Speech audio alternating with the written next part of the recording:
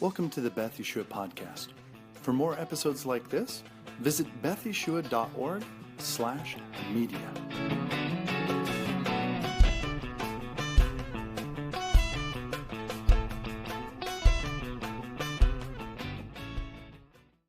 Welcome back to the Beth Yeshua podcast. I am your co-host, Josh Rubenstein. I'm here with my mom today. Hi, Mom. Hey, Josh. Good to be here. And today we have Rabbi Gliebe back. Woo! Yay! Yay! And we're really excited for that because for those of you who are following along, we had tech issues that prevented us from really kind of hearing kind of the second half of what Rabbi Gliebe was sharing with us about identity. And so we're really looking forward to continuing that conversation today. I also want to say before we really jump into things, once again, if you're interested in seeing us and not just hearing us, you could go to the YouTube, Beth Yeshua's YouTube. I think it's Beth Yeshua Sacramento or Beth Yeshua Sac. And you can always go to bethyeshua.org if you want more information about our community. So without any further ado, Rabbi Gliebe, thank you. Welcome. Very happy to be here. Yeah, man, we're grateful to have you again. And I just told you about it, but I wanted to kind of jump back into the conversation that we had been having at the end, which is you've seen a lot, even as a leader within the UMJC and traveling all over, and you've seen a lot of how our function is right now as Messianic Judaism really across the United States and even the world. And so I was trying to pick your brain on what do you see as far as identity? And you were telling me about the identity confusion that you're seeing. And then we had also started talking about what can we do as a movement? How can we approach identity in a better way so that we get rid of this confusion? And I feel like some of that kind of got a little bit lost at the end of the last podcast. So do you mind jumping in a little bit? What have you seen? Maybe kind of start us off with that again. What have you seen as you've been traveling around? And what are some ways you think we can deal with it? Okay. So again, to recap, the movement, what is the modern Messianic Jewish movement, began as the result of thousands of people born Jewish, raised Jewish, who came to faith in Messiah Yeshua. And they made the decision in their time, and this is really in the late 60s and then really mostly in the 70s and the early 80s, that they would not assimilate into the church, into what mostly would be the evangelical church.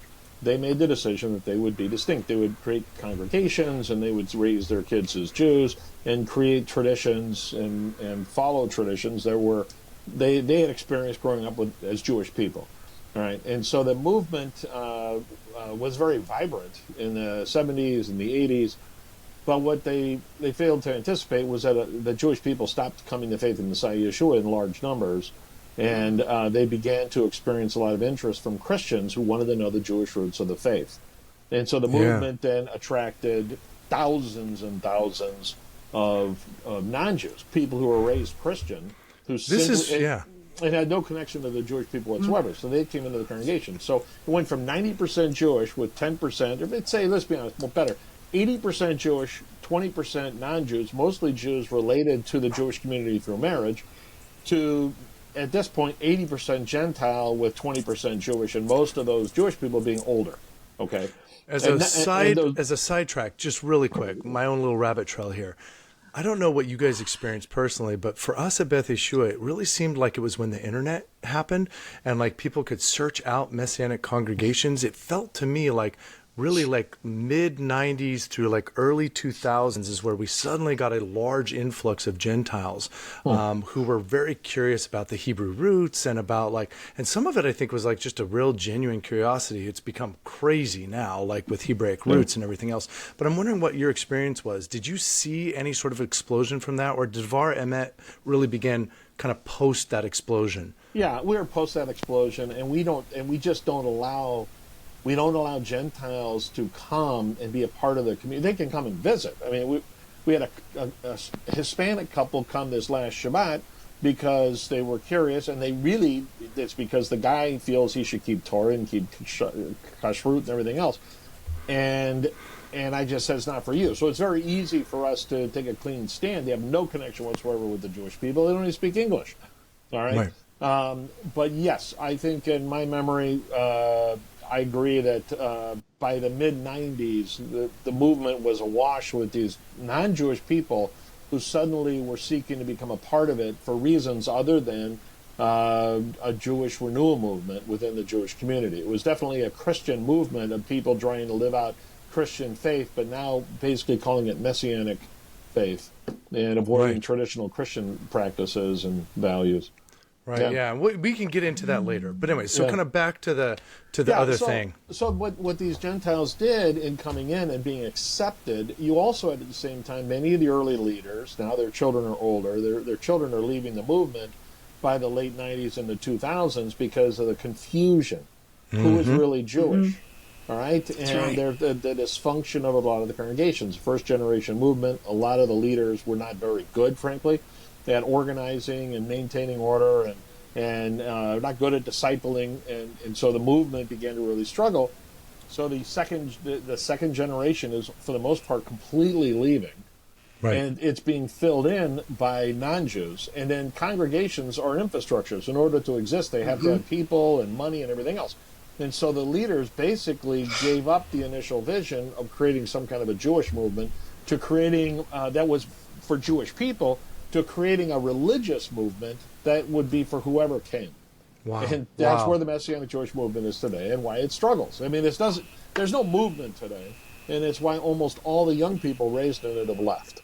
Wow. Man, that's such a powerful recap of it. I wish I could say you were wrong, but that's 100% what I've seen. And it was difficult for me, even coming up as a second generation Messianic Jew from my family. It was difficult for me to stay part of Messianic Judaism for precisely those reasons.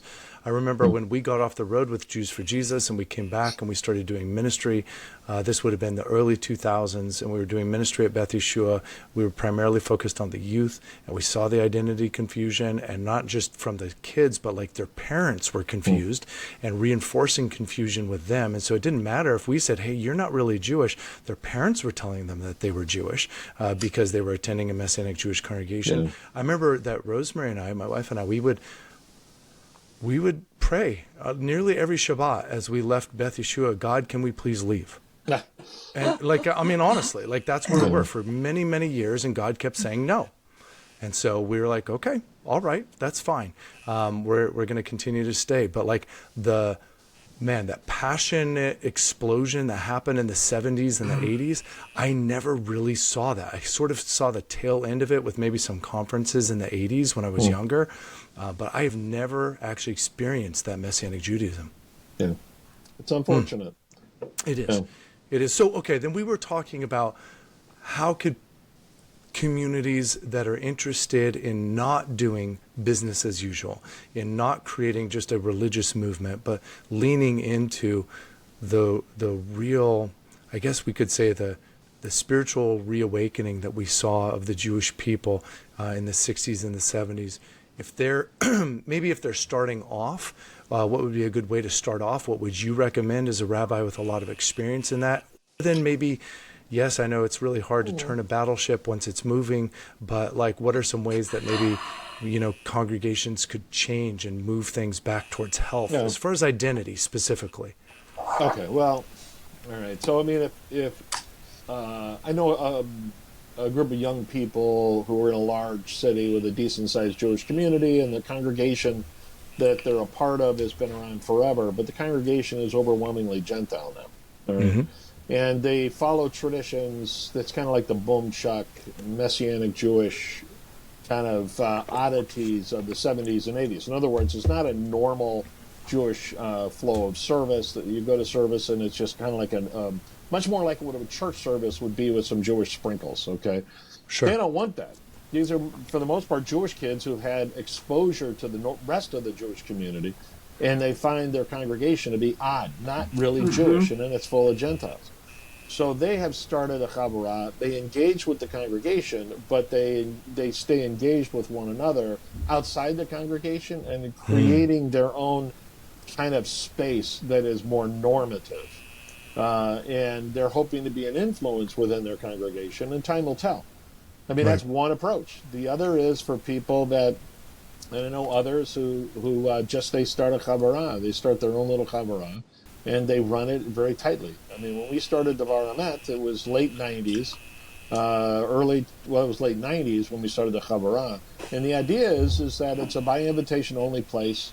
Jewish people, their family members, and then unsaved Jewish people that we're meeting and connecting with. And it was out of that we were able to create a normative Jewish space that ultimately developed into the synagogue. I think that people have to be very intentional. I mean, if you really don't care about whether or not you're going to have Jewish grandchildren, then don't even bother. Right. It's such a hard thing to do anyways. Why fight for it if you're not going to be committed? Right. You've got to really desire it, because then you have to put in the work necessary and the resources necessary and put up with small numbers and put up with feeling alienated because most people think there's something wrong with you because you want to perpetuate your what about the one new man? We should all be able to get together. And they take what is a theological concept and suddenly they say it has to be in the Messianic congregation. And, of course, the question should be asked, well, is that one new man 50% Jewish? Can it be 30% Jewish? Can it be 60%? Is there a percentage that would make you happy? And they have no answer for that. In their mind, these are people that have no vision, really, for a Messianic Jewish communal grouping. They have no understanding what it means to live Jewish life. I often find that today, some of the people I struggle with the most happen to be Jewish believers who have been impacted positively by our synagogue in the order of it, but they've been, I'm going to use the word infected by people, even other Jewish believers, who infect them with this understanding that we should just let anyone come who wants to come. That's right. You know? So what they've enjoyed and what they've benefited by, they would destroy by their theological understanding, and it has no basis. Right. Now, that's really interesting. We've run through the exact same thing, and to share a little bit of our history, things were very much that. Like, I mean, as soon as, like, we hung our shingle out on the door, we had, like, waves of people that were not Jewish that were coming into Beth Yeshua, and it did not stop. And it was continuous.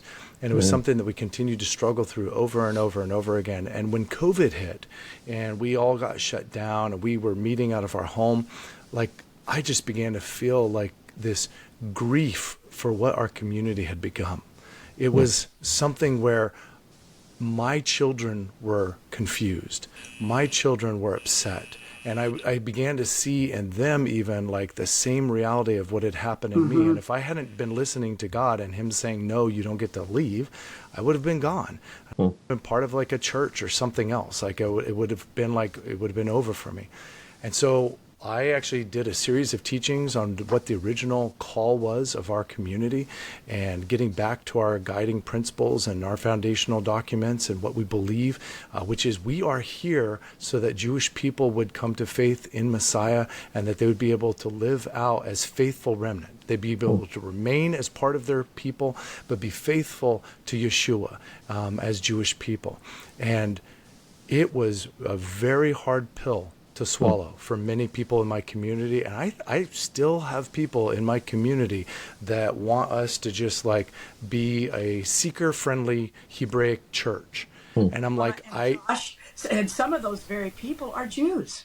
Right, of course. They're pushing for it. It's not even just Gentiles who are pushing for it. Correct. But it is some of the strongest Jews we have in the congregation. But they're saying, shouldn't we just include everybody? Right. Well, and like you said, Kirk, like it's something where that quote unquote solution that they want to bring in would actually be the death of what has actually been healthy. Right. And it is also. But you see, this is the problem too that exists within our Messianic Jewish community is people don't think Jewishly, they think theologically, which is fine in a sense. But I'm going to tell you, the successful pastor of a church is thinking very strategically. You know, here in the Chicago area, we've had several large congregations develop, through the years. Willow Creek Community Church and Harvest Bible Chapel. These guys who started these congregations thought very strategically.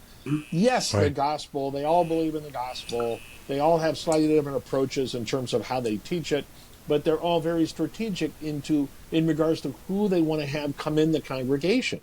Right. I mean, Bill Hybels was a genius in building a community because he was targeting a specific group of people that met this specific area. These are the people that were like the key movers and shakers type people within the geography of where the church was located that he wanted to reach.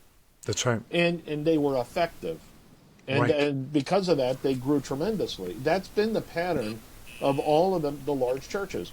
And in terms of the Jewish community generally also thinks strategically.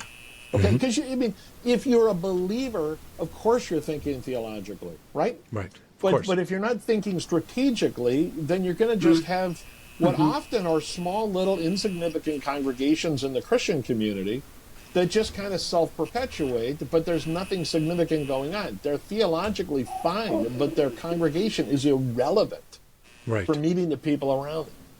Okay? Correct. And so the Messianic Jewish movement forgot and these people, they're not thinking strategically at all, just theologically. And really, they're thinking also emotionally. Right. They're thinking, well, we can't leave. What about so-and-so? We can't, be we have to show love and understanding and acceptance.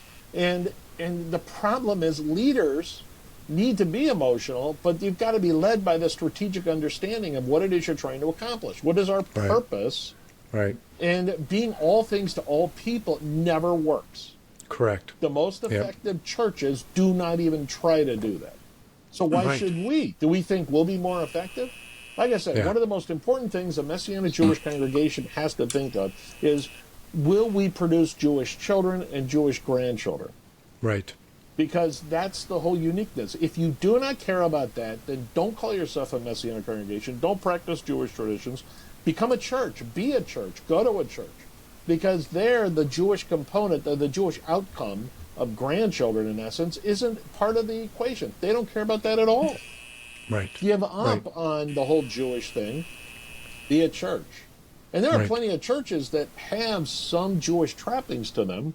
Right. Fine. But don't don't tell people that you're a Messianic Jewish congregation. Don't try to screw around with that. It only will hurt people. Yeah. Now, I wonder, I think you kind of hinted at it. I know I had a conversation with Rabbi Nickel back in the day about he would actually meet people at the door as they were coming in on a Shabbat morning, and anybody who was like an entirely Gentile family, he'd be like, hey, you're very welcome to visit today, but this is not really the place for you. Do you do something similar to that at Devar Emet? What do you guys do as far as greeting people that are visitors? If people come and they're visitors, we're always welcoming for people to come and visit. Usually the process is to understand who comes through the door, whoever they are. Okay, so this last Shabbat, we had 2 people come for the first time that I didn't know at all. All right? One was a fellow who claims to have a Jewish background. He's a very intelligent young man, and it's very likely that there is some kind of a Jewish background, like maybe 3 or 4 generations ago. Okay? So my son knows him, and they talked. I had a nice, friendly conversation with him. But I did not have that conversation with him to the extent that I would say, listen, you probably can't claim to be Jewish. You have to claim to have a Jewish background. You have one Jewish great-grandparent or something. Today, that doesn't make you Jewish anymore. And the state of Israel would not accept it. The other couple that came, they were Hispanic, didn't speak English, had bad theology, are led by this understanding that they have to keep Torah. And so we were very nice. They went to the Kiddush with the Oneg. I sat at their table to try and better understand them. And fundamentally, I said to them, this community is really not one that'll work for you. I mean, this is a Jewish community. You guys have no connection with the Jewish community, and your ideas we oppose. Right. By the way, were they putting themselves forward as being Sephardim? No. I've had those people too. I wonder. Those who claim to be Sephardim, who are coming from what are extremely aberrant groups, I asked them to leave in the nicest way as possible, because it is such a problematic, aberrant view. Because I know who Sephardim are. I know who conversos are. I understand this thoroughly. It's a whole very marginal, it's a very theologically problematic movement that exists that is now infecting our UMJC, unfortunately. But with this couple, we are very nice. They really want to keep Shabbat. They really want to do that stuff. And so I invited them to attend a congregation that's actually closer to their home, that where the leader I know is going to teach the Bible. It's not going to be aberrant. It's a Messianic congregation, but that's mostly Gentiles. and it has some Jewish trappings, but it's not a synagogue. Okay, it's a better place for this couple, and the place also operates on much more of a people show up all the time. It's a very open environment. Ours is not. It's a synagogue. You know, we're looking to build a community. We're very intentional about who comes and who stays. All right. So those are two examples from this past Shabbat.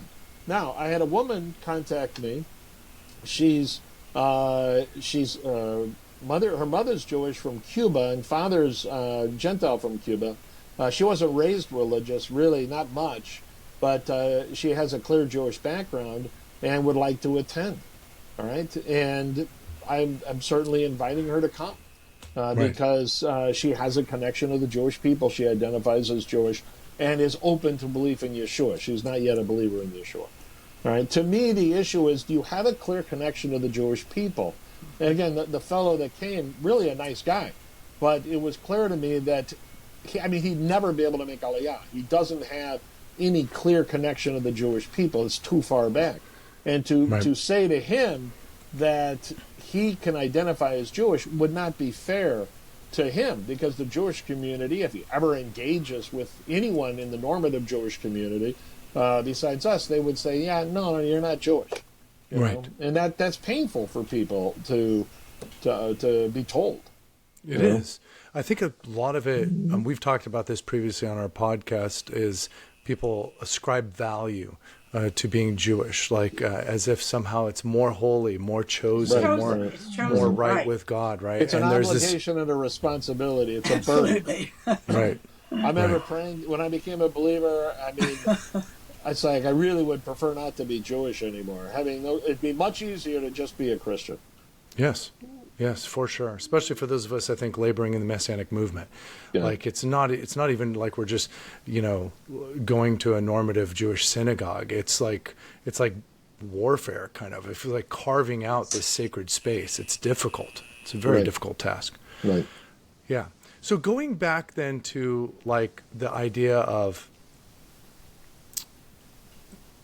maybe your recommendations overall for people and what they would do. Like if somebody was to start a Messianic congregation today, or like maybe one of these Havaras, what would you recommend to them as far as like maybe a halakha for Jewish identity, or how to approach Jewish identity, or clarity of identity as they're starting their community? All right. Well, I mean, the UMJCS documents that hopefully people will adhere to. But we have a statement on who is Jewish.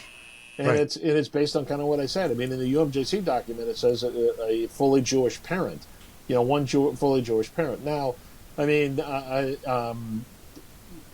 going forward, with the youth programming, it's really coming to the point where you almost, because of the way the state of Israel is, and the changes going on in the Jewish community, it's getting harder and harder to accept somebody with just one Jewish grandparent anymore. It's becoming problematic unless people have a clear connection to the Jewish community, and unless if that grandparent was a clearly committed Jewish person, so not buried in a Jewish cemetery, it's extremely difficult to think that person could actually be accepted within the Jewish community and could make Aliyah. We've landed on a grandparent as far as our community. Yeah. No, if that person has if a person has at least one grandparent who's self-identified, who is a part of the Jewish community, then I think that's fine. It's just that may not be enough to make Aliyah anymore. Right. I mean, they're changing things in the land of Israel because all the assimilation going on in the Jewish community outside it. Right. In fact, it's funny. I just read they rejected the application of Aliyah for a guy who was from a far left progressive position. I was shocked. That one will end up in the Supreme Court. But I think as Jews who believe in Yeshua, and I've known definitely some Jewish believers with one Jewish grandparent who, on the father's side, have made it into Israel and made citizenship. But it's extremely difficult. The one guy I'm thinking of, he literally had jumped through all these hoops to make it work, including showing the grave of a grandparent and having a second rabbi, make a statement about the Jewishness of that grandparent. Right. If you can't have that stuff, it's just not going to work anymore. A lot of American Jews at this point are no longer going to find it easy to make Aliyah because they won't even try. because Right. they're just too much secularism, intermarriage, too much distance. The old Ashkenazi Jewish community in America is fading away, and what's left is the religious. The religious, meaning mostly those who are really Orthodox or the religiously committed, which can include Reform and Conservative. But that community is only about a third of what is stated as the Jewish community of America today. So Right. you can see that we'll see a dramatic decline in the next generation of people that are eligible to make Aliyah. Yeah. But that's my thing. If you can't, I mean, the Jewish grandparent thing, I think, is the minimum. You can't have less than that.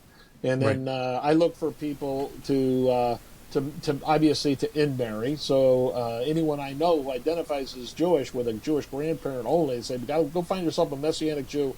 But a lot of those are guys. They say, go find yourself a Messianic Jewish girl, which is much easier, and get married. You know. Right. Yeah, that's the standard. And so, in terms of the congregation, I think you limit yourself to those people. Mm-hmm.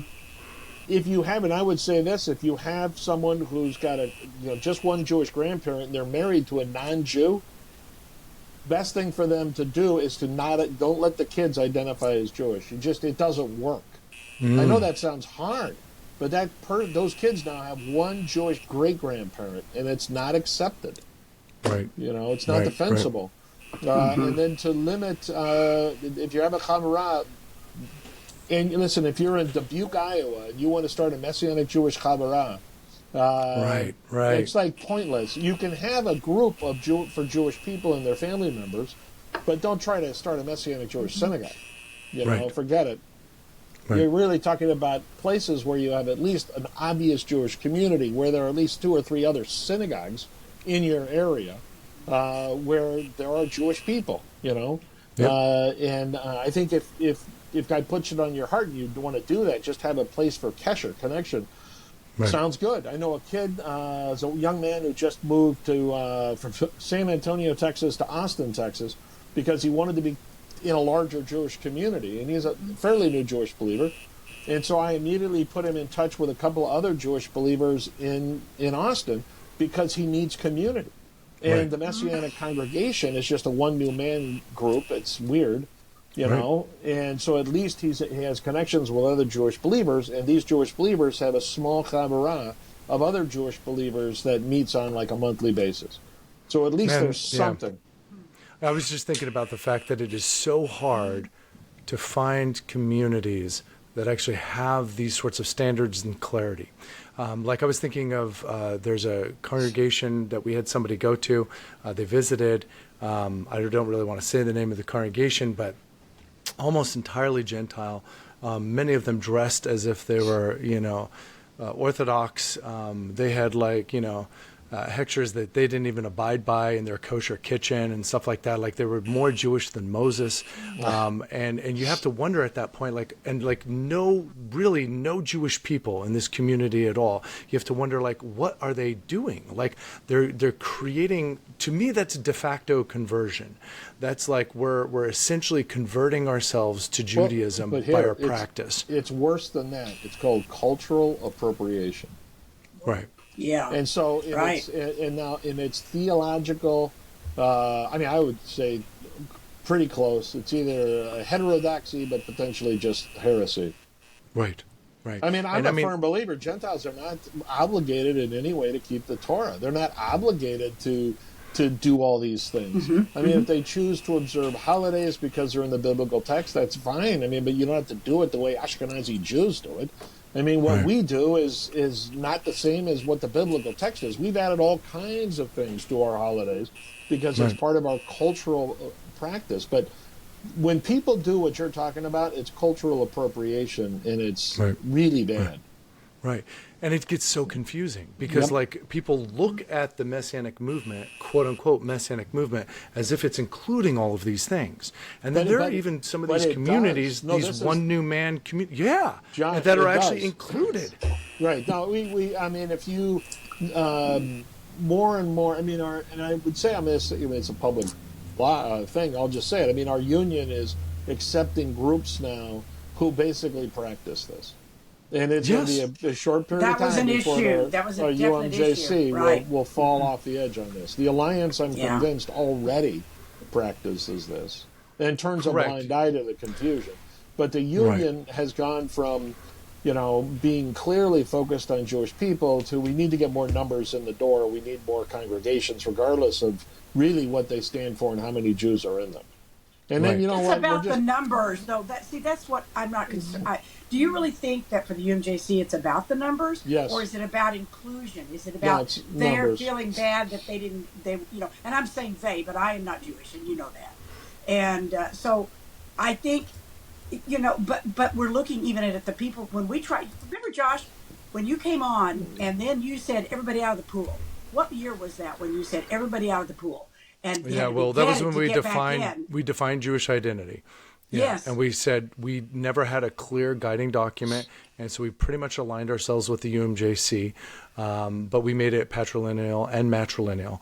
And when we did that, we had, probably half the people who called themselves Jewish left because we weren't going to identify them as Jews anymore. See, but you see, the documents, having guiding documents you adhere to. So, for instance, the UMJC has these documents, but Right. in doing what we did,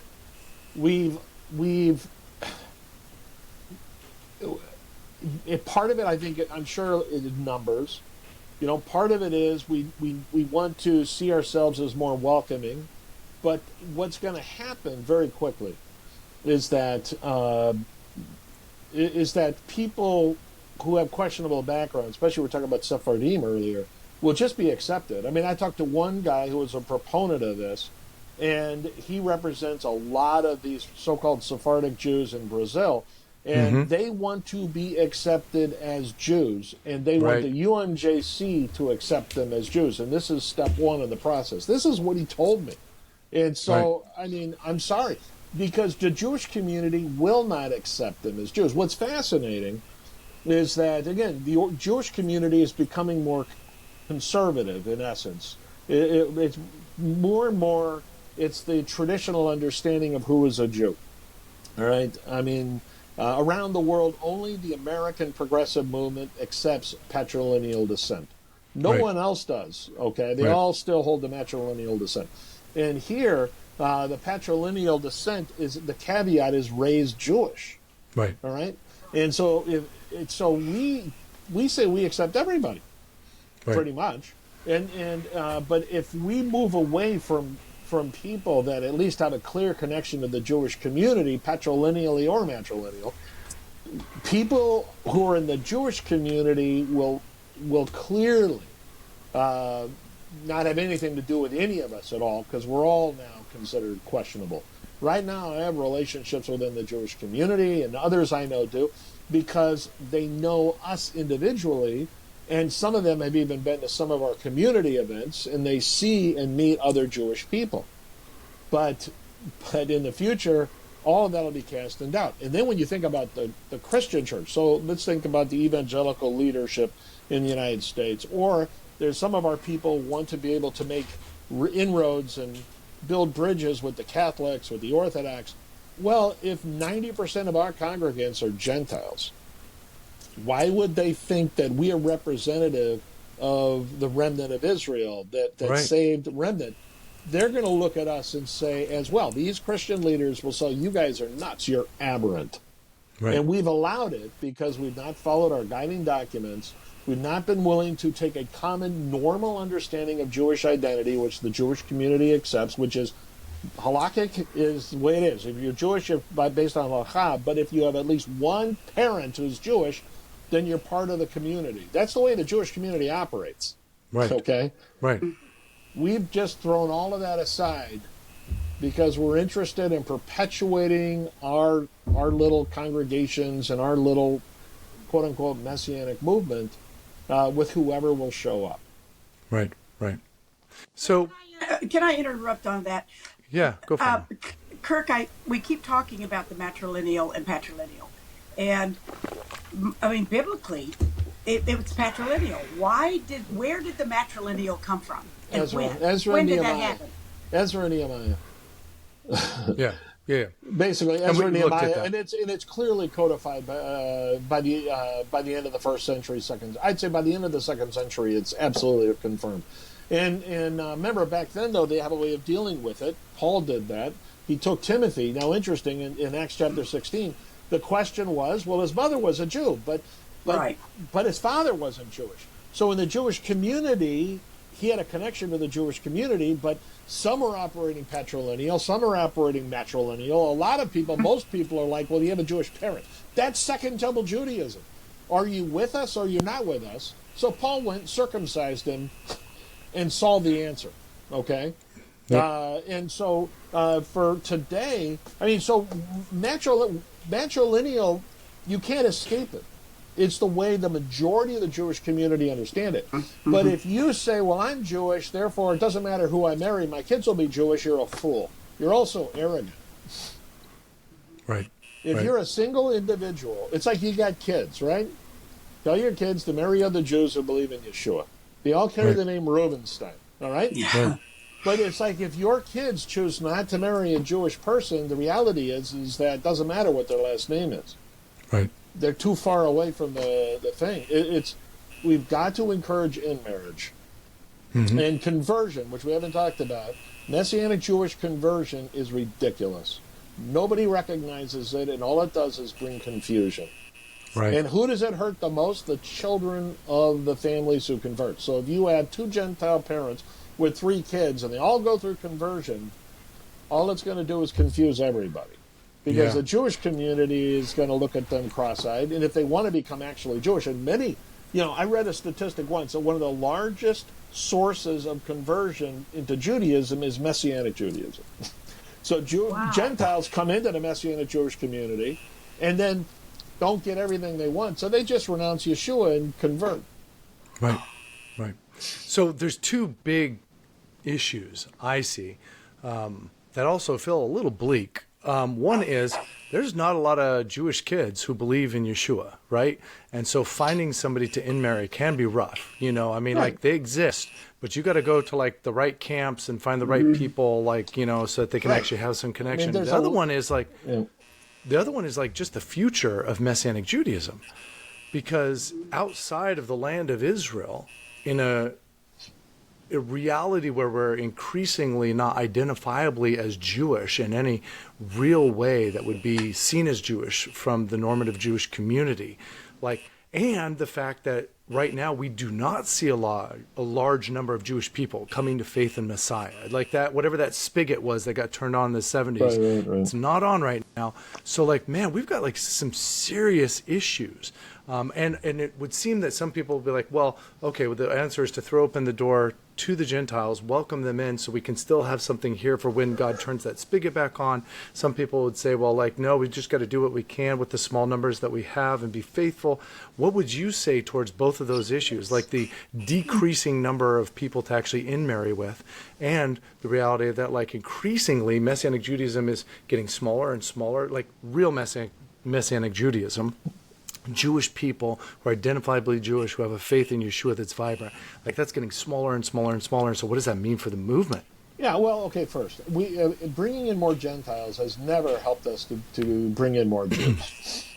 Right. That's a fallacy. I mean, missions have talked about it. It just doesn't work. I mean, there might have been a time years ago, and I know there were several Gentile believers who were leaders and in the early days of the movement, and the best ones of those got out of the way and let the Jewish believers take on the role. They did truly the work of a shaliach. God used them to encourage, disciple, reach out to Jewish people, but then they turned the work over to Jewish believers. All right? That's when the people do that, I got no problem with it. That's a good thing.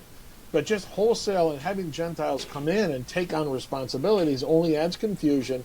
You do not see Jewish people coming in as a result of that. Au contraire, they stay away. They see it all as weird. In terms of, and so we need to just accept, let's have small congregations that are at least authentic and normative. The Jewish person comes in, they meet other Jewish people who have come to accept Yeshua, and they understand that they're, as a Jew who believes in Jesus, they should be living out Jewish life. All right? And I think how that should look would be a normative, traditional Jewish life. All right? We produce materials at Devar, Emet, the Buddha, Siddur, the Bench, the Haggadah, these things to encourage normative Jewish life. They're not. Right. We're not orthodox because we can't be halachic. I can't accept halakha as min Sinai, that God actually gave that. All right, but I can accept tradition. I can say the halakha is just the collective tradition, the cultural practices and traditions of the Jewish people. I don't have a problem with that. I don't mix milk and meat. Why? Jews haven't mixed milk and meat, at least milk and beef, for well over 2,000 years. So if I'm going to live Jewish life, why would I reject that? It's just part of Jewish eating, okay, as an example.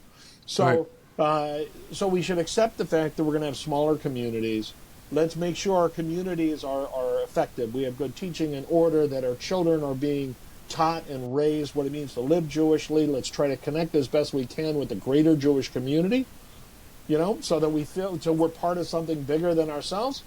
Let's have relational connections with churches, but let's not be a place where the churches all go to look at Jews doing Jewish things. That's no good either. Right. And then finally, when it comes to our kids, we have to be incredibly intentional. All right? We have to be intentional. I mean, we have for Devar Emet, and I know they have out in New England as well. But I mean, we have our camps and our programs for children and youth. We have our own children's programming, you know, our Club Maccabee, Camp Maccabee, but also our Camp of Derek for older kids, our Israel trips, our Shabbaton for college-age kids, because we want these children to be educated, and we want them to meet other Jewish people like themselves. Right. You know, at camp we had, I don't remember what we had, 24 Jewish kids. And remember, we don't count conversion, okay? Right. So we had 24 Jewish kids at camp. Yeah. That's great. And God knows what will happen. Our Shabbaton will be coming up in January. We'll have our Haderach Winter Aliyah for teenagers. I mean, these are opportunities, again, for young adults and children to meet, to hopefully find somebody they'd want to marry. We have a pretty good track record of Jewish people who we've worked with through the years, meeting other Jewish believers and marrying them. Yeah, yeah. But people have to be that intentional. Most people are not willing to be that intentional. You're talking about parents, really. Parents, saying, we would like you to meet leaders, and marry. Yeah. As long as the person's a believer. What does that mean today, anyway? I mean, some of the great leaders of this movement, they're trying. I can think of. I'm not going to mention the name, but one of the great leaders of the last generation of Messianic Jews. Okay, very prominent leader. They had one kid. That one kid went to a Bible school, I think it was, and met a Christian guy. They got married. Turned out the guy was a jerk. And that great leader has no Jewish grandchildren. He has grandchildren by his daughter, but they have no connection with the Messianic Jewish world whatsoever, or their Jewish identity. They're raised Christians. That's the case time and time again. In fact, if I ever have time, I would like to do a study of the leaders of the Messianic Jewish movement. Take someone like Moshe Rosen. Moshe Rosen doesn't have any descendants actively engaged in the Jewish world. He has no grandchildren in the Messianic Jewish movement. Right. None. I mean, I know that his one daughter married a non-Jew, and I think that they're believers, which is good, but I don't know about his other grandchild, whatever happened to him. But this is a very common problem. Yeah. We have to be intentional. We want to think that we want Jewish grandchildren. And everything must go into that. Because not only we want them, obviously, to be Jewish, we want them to be radical followers of the Messiah. That's going to be just as hard, if not harder, in an environment that's so anti-God, anti-Jesus, anti-religion. You know, the anti-Semitism forces us to either hang together or to completely hide ourselves. Right. So anti-Semitism will almost make it easier.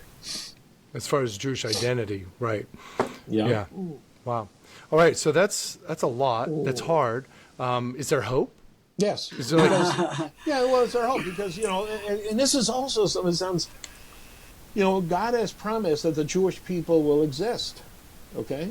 You know, did God preserve our people during the Holocaust? Absolutely. Did every Jew get preserved? No. No. Whatever family I had, based on what my uncle said, they were killed in the Second World War, or whatever was in Europe. I mean, so not every Jew survived. Do I think Devar Messianic Synagogue will survive until Messiah comes? I have no idea. But I would like to think that when Messiah comes, that I have Jewish grandchildren or great-grandchildren or great-great-grandchildren who will be a part of the Jewish community to welcome him. Okay? And that's what I hope, to see. And that's what we have to keep in mind. God is going to do what he's going to do. Messiah will return. This world is not going to be saved by politicians or crafty ideas. It will go in the direction God will have it go until it reaches that climactic point. Messiah will return, and then his kingdom will be established. Yeah, amen. That's good.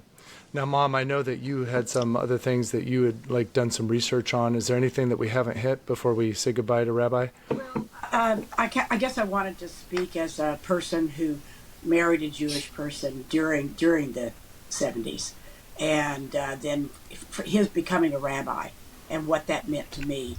I was kicking and screaming, Kirk. I thought, you're kidding me. You guys are going to drink? I came from Baptist. You drink on Friday night?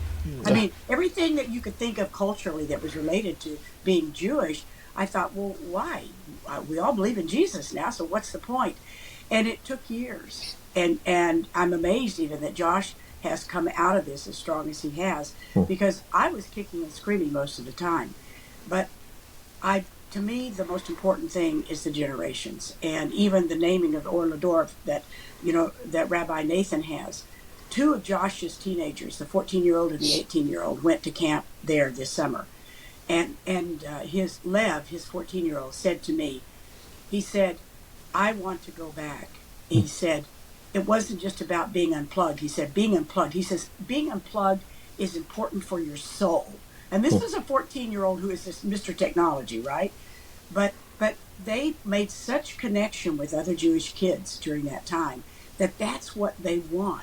That's what they want to be. The other teenager didn't go because he tends toward being more shy. He just doesn't like to be in big groups, etc. But to me, that there is hope when I see the camps that you're running and that Nathan is running, that we can keep that identity going. But if you look back at the original people from the Messianic movement, the original men, most of them married Gentiles. Right. I'm shocked anything has held up, frankly.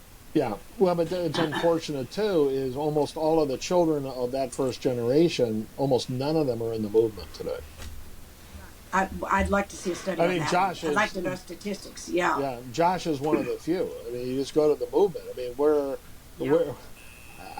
I'm not going to name names, but I mean, the leadership, the leaders of committees and even those who are in positions on the exec. I mean, really, where are all their kids? I know of a couple of them because I keep tabs on people, but for the most part, those who have been in leadership in the movement over the course of the last 40 years now, 50 years, almost none of their children are engaged in any way in the Messianic Jewish movement. And that's sad. I'm not surprised. I've been watching at the conferences too, watching to see if any of them pop up. Yeah. But yeah, sad. Yeah, very sad. Wow, you've given us so much to think about, Kirk. I know that what you are talking about is our heart's desire too, for not just our community but for our families in general. I feel the same way you do about having grandkids and great grandkids that are Jewish, and I'm not Jewish. But I know how important that identity is to God, and I married into it. What am I doing, right? What am I supposed to do? Well, and God always does. I mean, intermarriage happens. Okay, I've got a girl in my congregation who has met a fellow who's a first-generation Gentile Christian, and he came to faith on his own in late high school in Michigan, and then I guess like a lot of the young people, he's a gamer, so they met online. And so I met him in my office after services yesterday, and they're dating. And I basically said to him, I said, she's Jewish. I mean,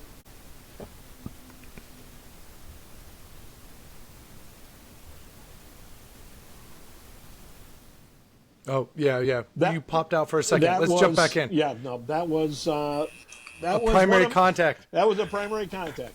So I'll just make it really quick, and then I probably have to go here.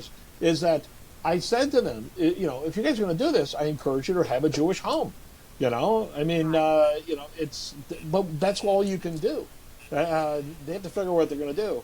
This particular girl has always kind of rebelled against her Jewish identity, faith, everything else. And it's interesting that this kid, who's a first-gen Gentile believer, his coming to faith and their meeting, he's the one that's helping her to actually take serious, really come to faith and to grow in her faith. And I gave him a book by Heschel because I wanted him to have something Jewish to think about, because he reads his Bible. He goes to a really good church. I mean, he's got the Jesus part down. And if there's any hope, if they're going to get married, any hope for any kind of a willingness to raise the kids Jewish within the community, it'll have to come from him making that decision. And so we'll see. Yeah, but I wish more spouses of Jewish believers would truly choose to want to engage in the Jewish community. I don't believe in conversion, but there can be, in a sense, a de facto commitment to encouraging Jewish life in the children in that Jewish home. So anyway, all right. But it's good talking with you guys. But yes, I should probably get going here. I'm going to start. Thank you so much. Thanks, Rabbi. Yes. All right. Well, God bless you guys. Shavua Tov. Yeah, Shavua Tov. All right, bless you. Bye-bye. Bye.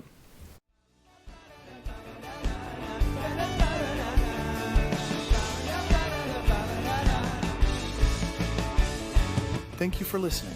If you enjoyed this podcast, you can always visit betheshua.org for more.